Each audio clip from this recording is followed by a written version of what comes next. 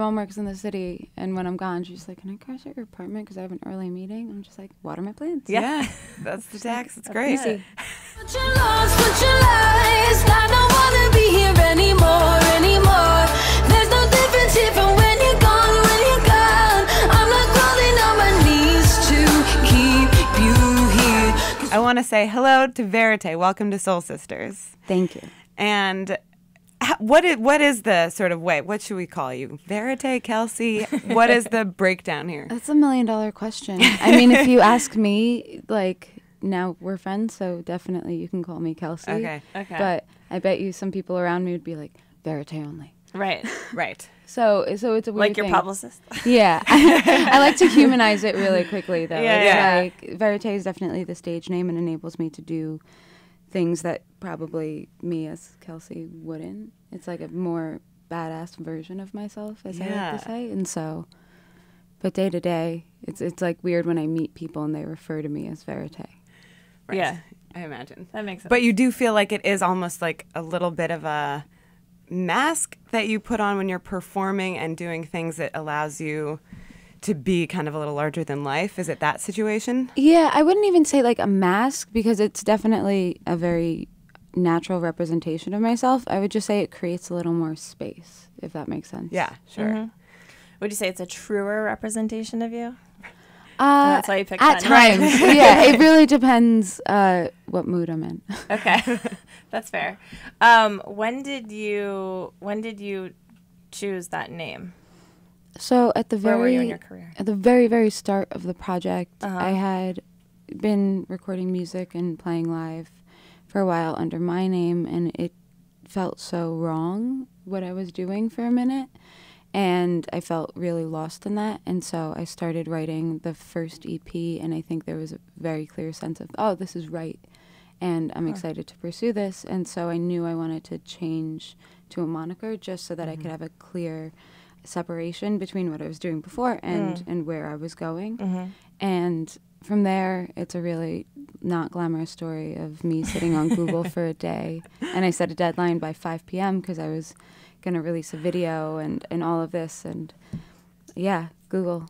That's awesome. Yeah, I mean, picking names is hard. Picking we names is with like this the hardest thing. And Uh, also setting yourself a deadline for something so important and creative is, I feel like, from what I've read about you, is almost a way that you operate, and you like, when you're in business mode, you get it done. And that's something that, like, you could just be like, oh, I'll pick this in the next year, like, or I'll figure this out when I absolutely need to, but you're like, no, today. Well, otherwise I won't do it. Yeah. So I just know myself. If I don't set a deadline, I'll sit on the couch and like watch bad television. right.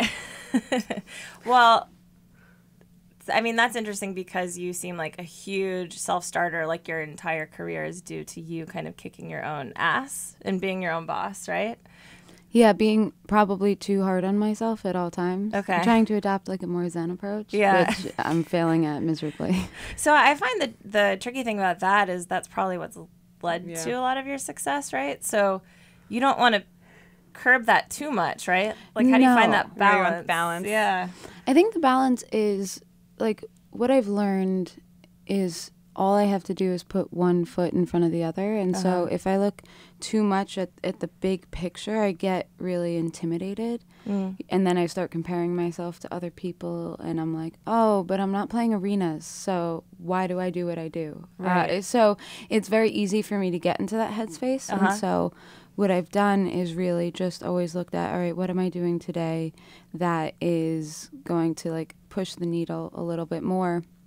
And some days there's more to do than others. And so there have been times where it's like, okay, today I'm writing, I'm in the studio, I'm touring, I'm doing press, X, Y, Z. And then sometimes I've sat and I'm like, I have nothing to do. So, okay, cool. How can I engage with my fans that I value and love and appreciate and make them understand that? And so that's how like a lot of, postcards have been written and driving across the country playing the album for people and things like that too. Right.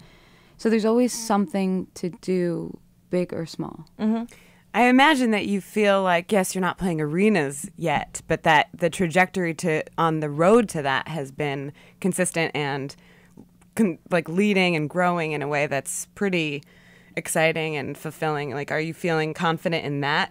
I feel super confident in that. And so when I look at the very practical realities, I can sit and be like, okay, I've accomplished things. You know, this last tour was definitely very reassuring in that way. It's you show up to a city and you realize, oh, these people know every lyric to every song on the tracks to the album that were not singles. They didn't come for the 1975 cover, right? And so that to me was amazing. And I had set the goal a few years ago to headline Music Hall of Williamsburg, right? Because I love that venue. And to have it sell out a month in advance was a very like affirming thing. And That's so fantastic. I'm starting to be able to appreciate the small wins as I go. Yeah. Just to live. Do you think that way a lot? Sort of in the secret way of like, I imagine that in Put 3 it out into the years, universe. put it into the universe. I would like to headline. Yeah. Yeah. That's me and my manager have spreadsheets upon spreadsheets of like Goals. Yeah, short and long term goals and how do we accomplish them. And I think You should start doing that. That's great. That actually sounds Yeah, I like think really that's good good. advice. Yeah. what I've learned is if you don't write them out, you have nothing to compare them to. You have like no barometer for what success looks like. And so you'll never achieve any sense of feeling not successful, but feeling fulfilled by what you're doing if you don't set those benchmarks. And so the goal was to sell out Music Hall. Now we did. Like What's now, the next one? Yeah, Now the exactly. next goal is like Irving Plaza. Let's go. And so But you've done that. I haven't. But you have the show. No, that's like future. That's Okay. probably sometime Oh, I thought I next saw a date. year. Oh, I'm opening. Oh, cool. 2 nights at Irving. And nice. so I get a taste of it. Okay. And then I'm like, all right, you're next. When did you start doing that though? The Writing spreadsheets? out goals. Like thinking that sort of large scale. Well, I think so. Starting my career independently, when I started, I had zero knowledge of the music industry, like almost sad how much I didn't know looking back. And it's amazing how much knowledge was accessible, and I just didn't know where to look or where to turn to get it. And so slowly but surely working with people and integrating myself and releasing music and finding success in streaming and all of that, you know, I started pivoting to, okay, if I'm going to remain independent, I need to be organized, I need to be methodical, and I need to know what I'm trying to do and just to focus myself.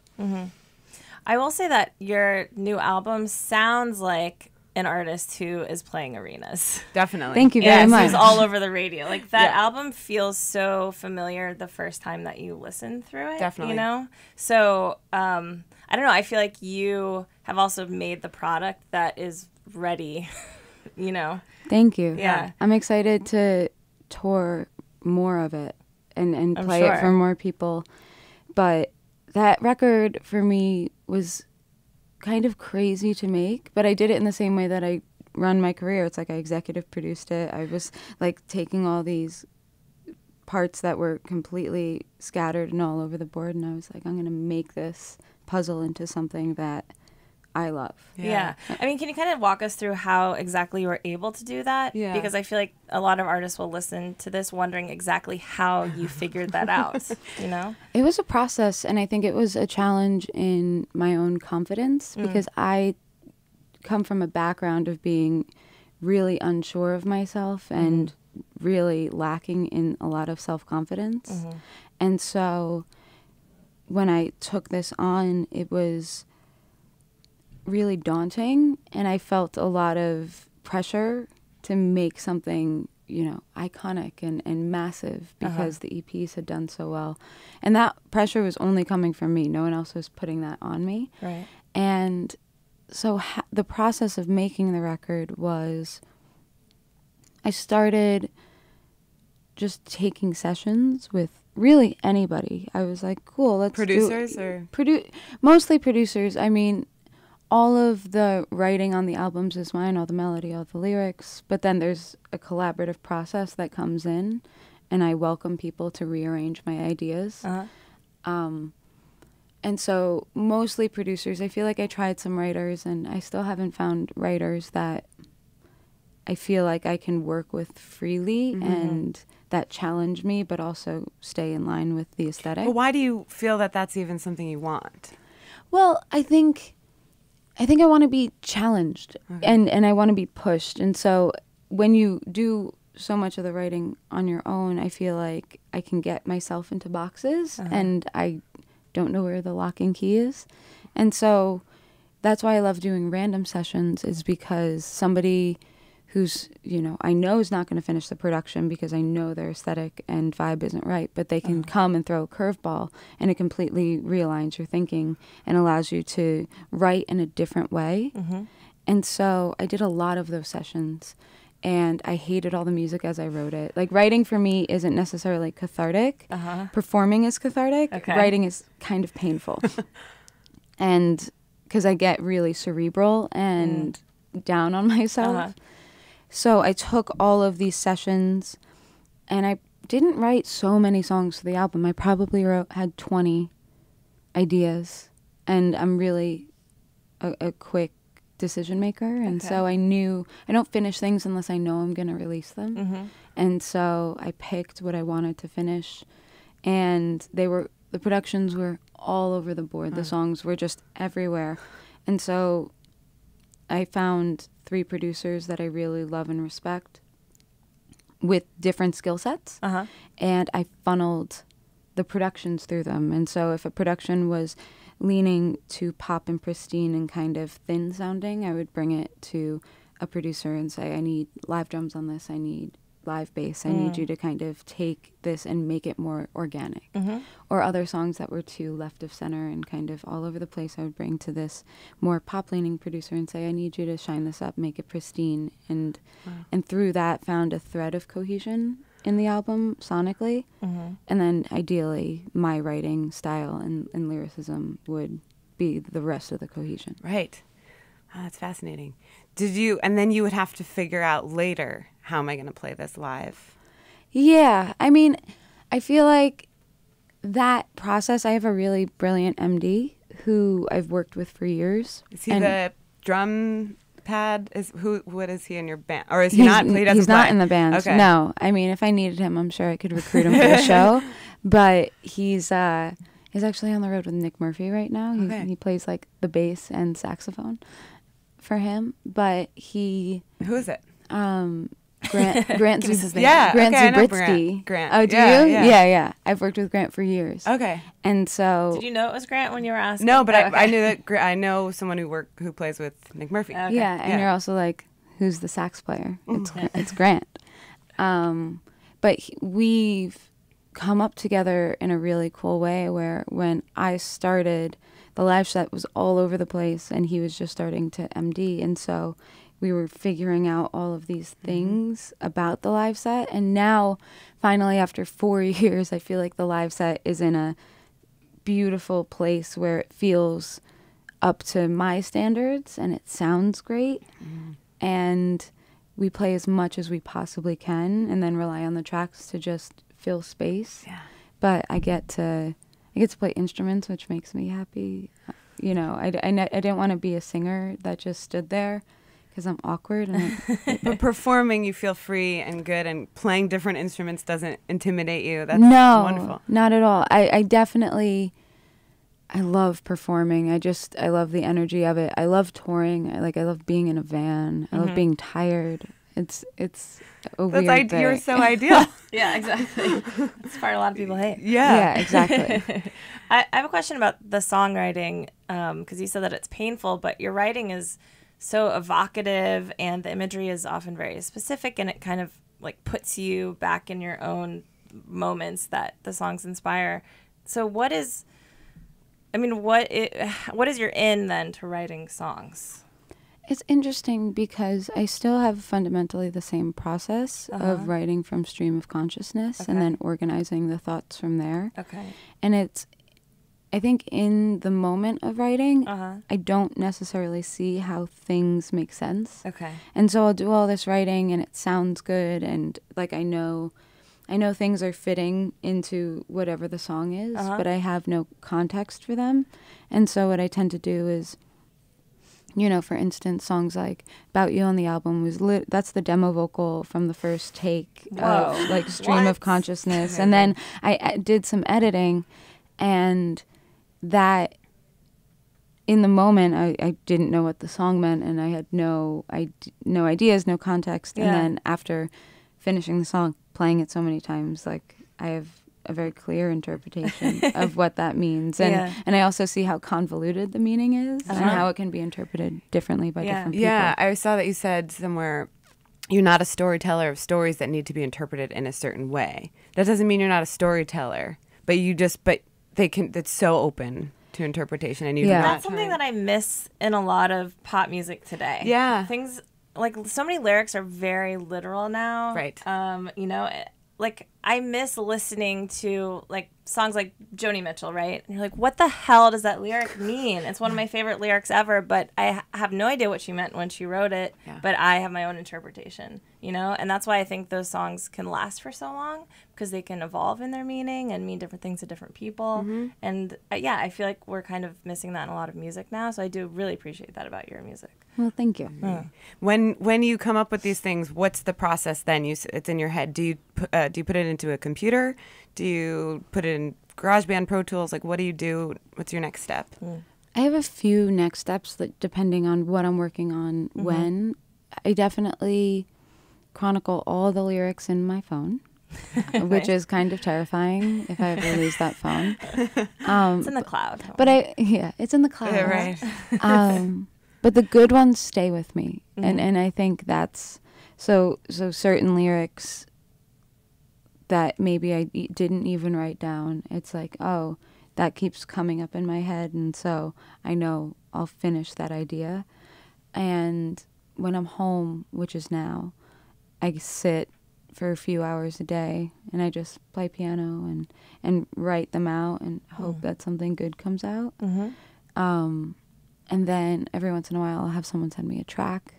So I'm writing to more of an instrumental, so you try and try and just fit pieces in where you think they should go and hope the result is cool. Do you enjoy that part of the process? Yeah, that part is, like, when it's good, and when it's hard, it's hard. Yeah. And so I know, I feel like I'm not a miserable songwriter, I promise. No, but it's interesting. You find joy and like ease in so much of the other stuff. It's impossible to find an artist, I feel, who's like every piece of it is a pleasure, you know, well, like one part. So yeah, songwriting is wrenching a little bit, but then you know, it happens, and then you go and play it, and you're like having a ball. And so I think it's like, anytime I'm in my head or alone, it's like I'm either like on cloud 9, or I'm just so in my head that I can't distinguish true from false, and I'm like, I'm just gonna die in this room. There's no hope. But in the van, it's cool. Yeah, the van's great. Okay. Well, you have people to distract you. Yeah. You know, who do you tour with? On tour, I have the best crew. I think like it's shaking up a little bit, which is nerve-wracking, but this last run and the two before it, I have Nicole Mago, who is my photographer and merch girl. Do you? Yeah, Nicole is the best. Yeah. And she's coming on this next run, and we just have a really great dynamic. But I didn't know her before I took her on the first tour. She came as a Facebook post recommendation. Awesome. And I was like, cool, you're in. It'll be nice touring with another woman, which I'd never done before. And so she's on the road, and then I play with Andrew Marshall on drums, and he's just next level phenomenal. And so he's taken the drum parts that we've given him in a way and really reinterpreted them into something amazing. But he just left me for LA. Oh, no. So, I mean, classic tale. Yeah. I know, a classic tale of Los Angeles. That being said, I know he'll be back for shows and stuff. And I mean, do you think we might lose you to LA at some point? No. No. Okay. No. I like that. LA's on fire. Why would I go that's there? True. Yeah, it's not the moment. God, it's crazy. I was just on a road trip last week driving from LA to Portland, and we drove through Ventura County.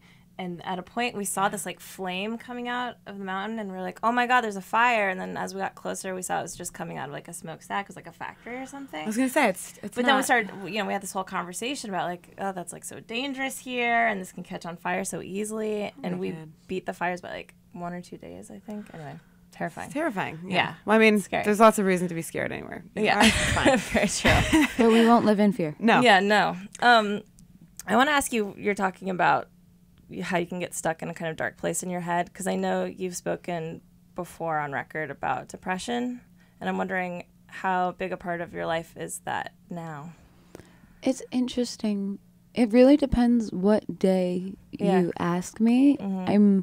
I think it's still like an insidious, crazy part of my life that I feel like is one thing that I haven't necessarily found a solid hold on. But I don't drink, I don't smoke, I don't do drugs, I don't take prescription medications, and those are all just like personal choices that people do what they do. I just don't navigate in that way. And so what I've been left with is really just experiencing depression like full force without relief from it sometimes, and figuring out why and how to make meaning even in that, and recognizing that, okay, maybe this is a part of me that may or may not go away, and how do I then become a useful part of that conversation. And I think in the ether, in the world, you see all of these people, right, on Instagram, Twitter, social media, everybody's putting out their like very best selves, right? So everyone like looks so fucking glamorous and skinny and great, and they're like, I don't know, at a cute cafe or in Paris. And I obviously try and put my best foot forward because I don't want to look like a disheveled wreck, but also I've made it a point when talking to people who listen to my music and are ideally, who like it and are inspired by it, and it, resonates with them, that sometimes I am a disheveled wreck, and sometimes when I'm operating, it's harder some days than others, and it's actually cool wherever you are in the process, from like being fucked up and crazy to a place of health, and like wherever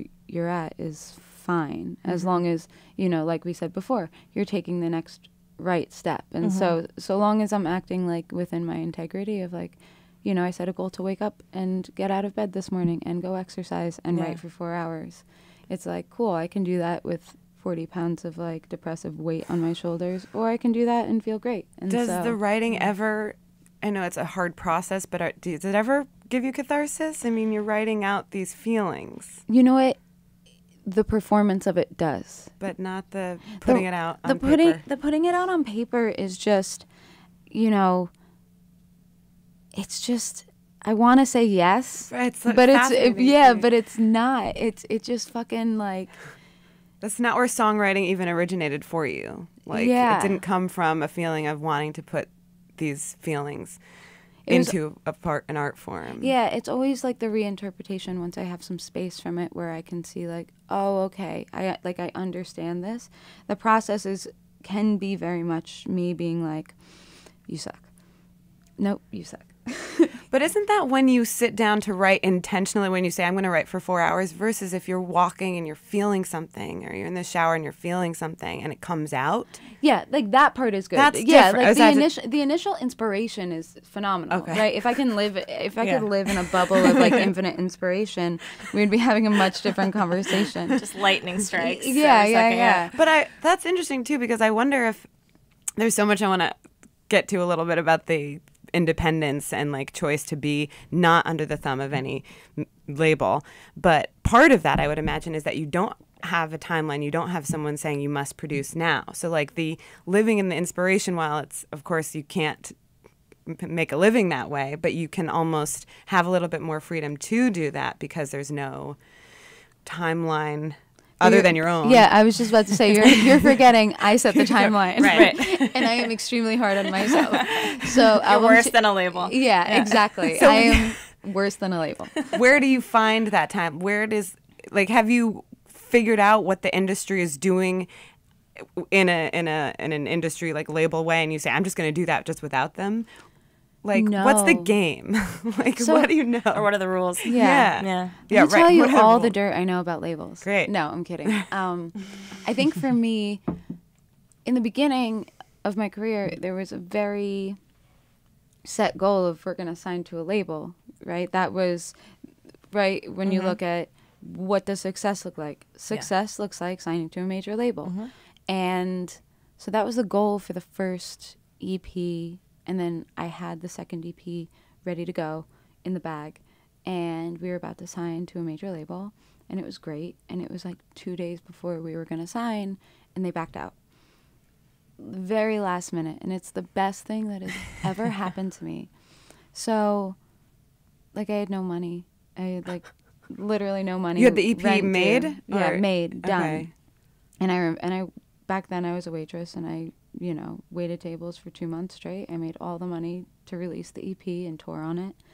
I didn't see sunlight for weeks. It was really depressing. Except inside that Applebee's. Yeah, inside the Applebee's. And so the reason I mentioned that is because that was kind of the catalyst of me being decisively independent and kind of wanting to continue my career that way, because the first EP especially, but the second EP to an extent had like a lot of streaming success. So probably between the two, there's about 20 million streams. And everything in the music industry operates on a lag financially. So I didn't recognize, no one told me that like I was going to get paid.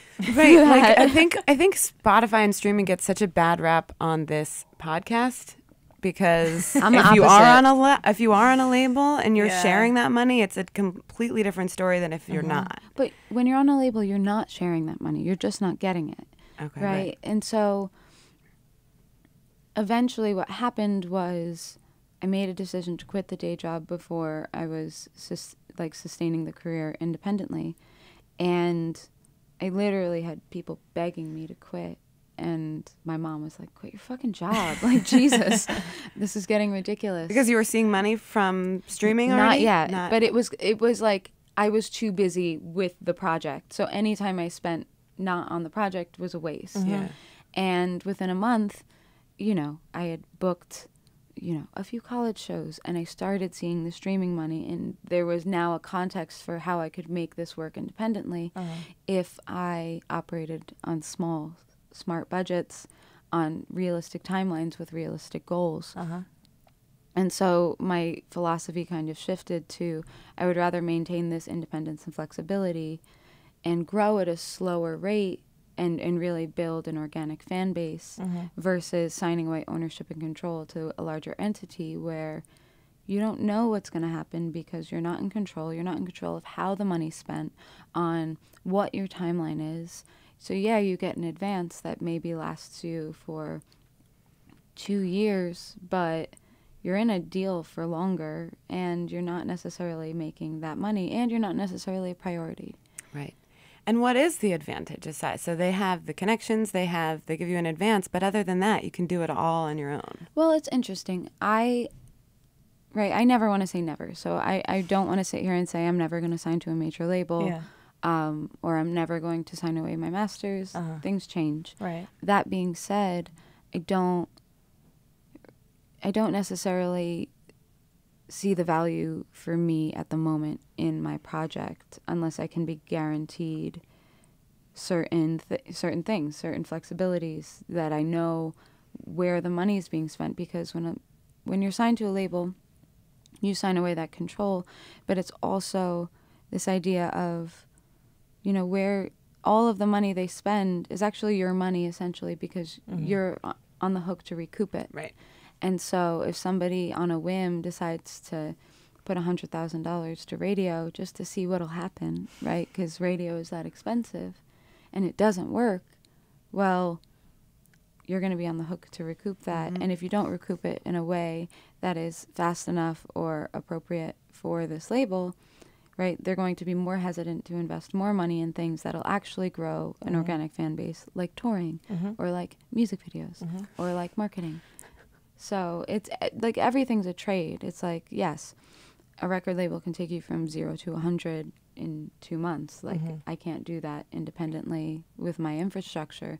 But what I can do is make albums, tour albums, and get to interact with people and grow. Like you said, it's like things have been growing incrementally. We went from a 250 cap venue to a 650 cap venue in a year and a half. And so ideally we'll do the same next time.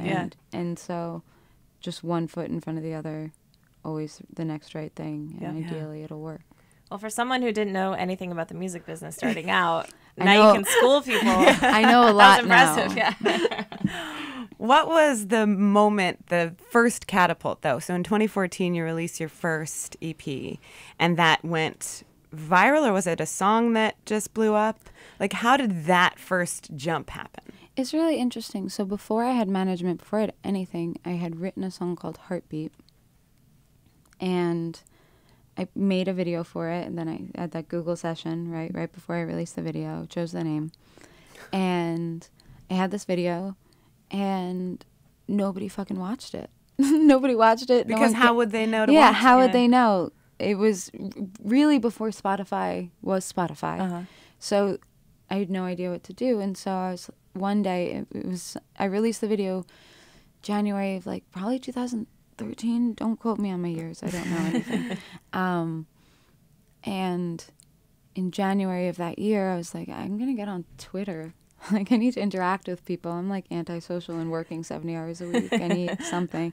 And so I got on Twitter and I started following music blogs and I started following people in the industry just to see what to do and what was up. And I started mailing or emailing the track to all these blogs, probably like 150. No one responded. Literally no one, except after a month or two, one blog in the UK responded to me and said, we would love to post this on our blog. And I was like, oh my God, this is the moment. This is it, guys. Yeah. And it was a blog called Self Blown, which is a hysterical name, in the UK. Yeah. And it wasn't a massive blog. It wasn't like a, I don't know, Consequence of Sound or something like that. But apparently, unbeknownst to me, it was like an industry blog in the UK. Okay. And so it was the blog that all the A&Rs looked at because they had a good reputation of posting good new music. And so before management, before anything, I took a month-long trip to the UK to meet with every label, like the president of Polydor, every publishing company, like solo, because this had caught on on industry, which then prompted U.S. labels to reach out, which is preposterous, really. It's like all of these things being offered, people offering to like mix and master all my songs, fly me out to here or there. And I was like, I have one song here. Right, but that's right. When you're talking about labels and things, like that's how people operate sometimes, which I was grateful for at the time. But you think of it now and I'm like, they didn't even know if they liked me. They didn't even know if I had potential. It was just something other people want is in the mix. Like, I want it now. Yeah. And so eventually I took that down and led with Strange Enough as the first official single. And I don't even know if it went viral. I think people just really gravitated towards it. And it was when Hype Machine was really big. And so it got the first, I think, four or five, like a ridiculous number of songs went to #1 on Hype Machine. And so that was really beneficial. And I was lucky that Spotify has been a really big advocate of mine from the beginning. And so we've had a lot of support from Spotify. So what does that mean? Like playlists and and it's just allowed access to the music in a way that, everybody uses. I mean, now Apple Music, but really so many people are on Spotify and they have such a large part of the market. And so nothing of mine has ever gone viral. Like, I haven't had like a Maggie Rogers viral moment, for instance. But that being said, everything has really, I've gotten lucky with how stages have been set, and I've been able to take advantage of that and utilize it to take the next stage on. Yeah. Awesome. So you're touring next year? Yeah. Early next year? I'm touring March 1st to April 16th. Okay. All around the U.S. Cool. Some places I haven't been. And then I'll be doing more touring summer, fall. Okay. It's just not booked yet, so Right. I have no information for you. Well, I'm sure that information will be available when people need it. I want to ask what big piece of advice you would have to people who are waiting tables right now and trying to get their music heard and feeling a little down on their luck or a little hopeless. Oh, goodness. I love talking to people who are just starting out and Yeah. unsure of what to do. And I think now, like, you need $5,000. Really. You Like, figured out the science of it. Yeah, and Yeah. I mean, it's not a pure science, but you obviously need a great song, right? But if you have a great song and a vision for what you want to do and $5,000 to Yeah. put a realistic push behind it, to get your aesthetics together, to get a publicist on board for a month, to get it a premiere, and to guarantee that somebody will hear it, then you can reach out to Spotify yourself. You can really find anybody you want to, and most people will have a conversation with you, or at least respond and tell you who will have a conversation with you. Right. And so I think this idea of you can really hustle the start of your career and then test the marketplace before you sell all of your control to a major label. Yeah. Right. Yeah, yeah. And so you can see, all right, how did my song react? Who is this song for? Right? What group of people? What is my fan base, and how do I engage them? And this idea of finding, I had an interesting conversation with someone the other day, and he was talking about like super fans, and like everything is about super fans. And there's a really good book called Tribe, and it's like you find your people and you cater to your people, and then the goal is just to get to the next layer of people, and then the next layer of people, Right. and kind of coming back to the theme of this podcast, which is like one step in front of the other. It's like, it's all you can do. And so instead of going, all right, cool, I want 15 million fans, it's like, Right. no, I have an amazing group of people who follow me, who listen to everything I put out. How do I just next level? And with social media, all of those fans will act as your publicists also. Right. Yeah, exactly. Because they'll just keep circulating your stuff. Totally. Yeah.